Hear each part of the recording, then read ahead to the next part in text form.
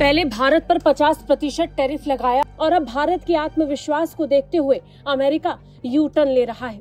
America बहुत ही शांत तरीके से, गुपचुप तरीके से अब अपने द्वारा लिए गए फैसले को लेकर धीरे धीरे पीछे हटना शुरू कर चुका है। इन दिनों अमेरिकी मंत्रियों के बयान भारत को लेकर काफी सॉफ्ट हो गए हैं। अमेरिकी वित्त मंत्री स्कॉट बेसेंट, जो कुछ दिनों पहले तक भारत को खुलकर चेतावनी दे रहे थे, आज भारत से दोस्ती की दुहाई दे रहे हैं। अमेरिकी वित्त मंत्री स्कॉट बेसेंट ने कहा कि भारत और अमेरिका के संबंध जटिल जरूर है, लेकिन अंत में ये दोनों देश एक साथ आ जाएंगे।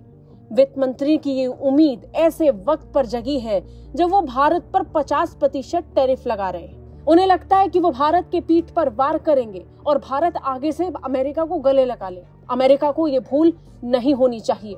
भारत के प्रधानमंत्री मन से कह चुके हैं कि अमेरिका की खोखली राजनीति एक्सपोज हो चुकी है। भारत को अमेरिका की ओछी राजनीति अच्छे से समझ में आ रही है। नतीजन भारत की आगे की तैयारी वैसे ही होगी।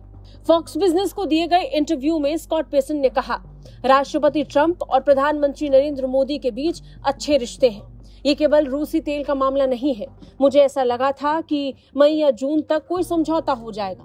इसके अलावा रूस से कच्चे तेल की खरीद का भी एक पहलू है जिससे वो मुनाफा कमा रहे हैं। वित्त मंत्री ने आगे कहा, कई लेवल पर बातचीत चल रही है। मुझे लगता है कि भारत दुनिया का सबसे बड़ा लोकतंत्र है और अमेरिका दुनिया की सबसे बड़ी इकोनॉमी है। मुझे लगता है कि आखिरकार हम लोग साथ आ जाएंगे।